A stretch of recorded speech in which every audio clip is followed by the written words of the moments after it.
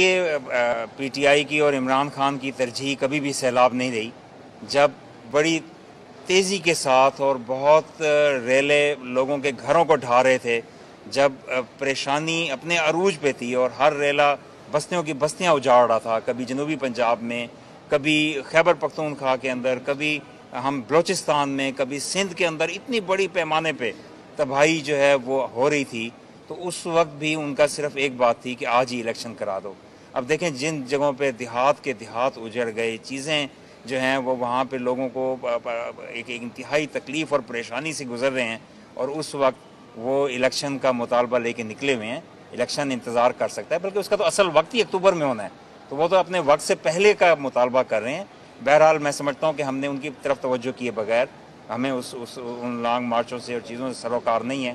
ہم اپنے ایک مثبت ایکٹیویٹی میں ہیں، اور ہم انشاءاللہ سیلاب کی طرف وزیر اعظم کی بھی، صوبائی حکومت کی بھی، اور ہماری بھی، اور ہمارے پرائیویٹ سیکٹر کی بھی توجہ انشاءاللہ کم نہیں ہوگی. بہت زیادہ سنجیدگی اختیار کر رہی ہے، اور یہ اسی سلسلے کی کڑی ہے کہ جو کل آپ نے دیکھا کہ ایک فون کال بھی ٹریس ہوئی جس میں ہتھیاروں کی بات کی جا رہی تھی، جس میں تو یہ اگر آپ تانا بانا ملائیں تو یہ چیزیں ملتی نظر آتی ہیں، اور اس کے اوپر بہت سنجیدگی سے حکومت دیکھ رہی ہے. اور انشاءاللہ حکومت کا فرض ہے عوام کے جان و مال کا تحفظ، اور ہمیں اللہ سبحانہ و تعالیٰ سے بڑی امید ہے کہ اللہ کے کرم سے اور بزرگوں کے صدقے اور حضور نبی کریم صلی اللہ علیہ وسلم کے صدقے اللہ تعالیٰ ہمیں اپنی امان میں رکھیں گے، اور اس ملک کو خون ریزی سے اور خون سے بچائیں گے. بہت شاہ صاحب، میرا آپ سے سوال ہے کہ آپ جو ہے ایک بات کی جو حکومت ہے اس کا خاتمہ ممکن ہے ابھی جو ایک سال باقی بچا ہے اس سے پہلے؟ دیکھیے سیاست میں تو کچھ بھی ہو سکتا ہے، اور معاملات جو ہیں وہ اس میں ہر کسی کو حق حاصل ہے. سیاسی جماعتیں اس کے اوپر ضرور دیکھ رہی ہیں، لیکن آج ہمارا یہاں آنے کا مقصد سیلاب کے اوپر توجہ ہے، اور انشاءاللہ وہ جاری رہے گی. چیزیں آپ کے سامنے ہیں، اس میں حکومتی سپورٹ ہونے کے باوجود بہت ہی قلیل تعداد میں لوگ اس مارچ میں چل رہے ہیں، اور میں سمجھتا ہوں کہ وہ آغاز ہونے سے پہلے ہی ناکامی کی طرف جا رہے ہیں. بہت شکریہ.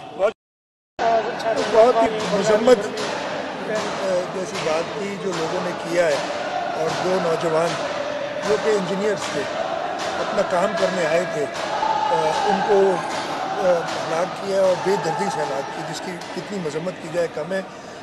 اس میں مجھے کل رات تک جو پتا تھا کوئی 28 کے قریب لوگ اریسٹ تھے، جو مین کلپریٹس نظر آئے تھے تصاویر میں، ان سب کو اریسٹ کر لیا گیا ہے اور ان کو سزا دلائیں گے. اور اس کے ساتھ ساتھ جو دو نوجوان ہلاک ہوئے ہیں، ایک ٹھٹا سے ہے، کل میری صادق میمن صاحب سے بات ہوئی تھی، میرے اسپیشلسٹ میں ان کے گھر بھی گئے تھے، ہم ان کی بھی مدد کی. سب سے پہلے تو سوال کیا گیا کہ جو بحالی ہے اس میں گھروں کی بحالی ہے، روڈ ہے.